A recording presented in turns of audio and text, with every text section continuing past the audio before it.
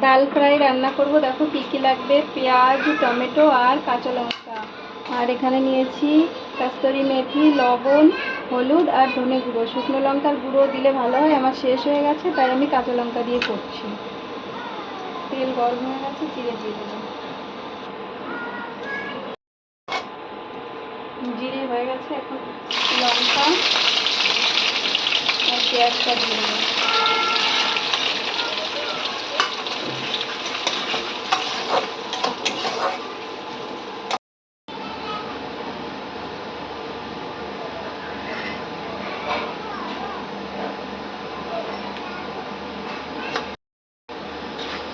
পেঁয়াজটা দেখো লাল লাল ভাজা হয়ে গেছে, টমেটোটা দিয়ে দেবো।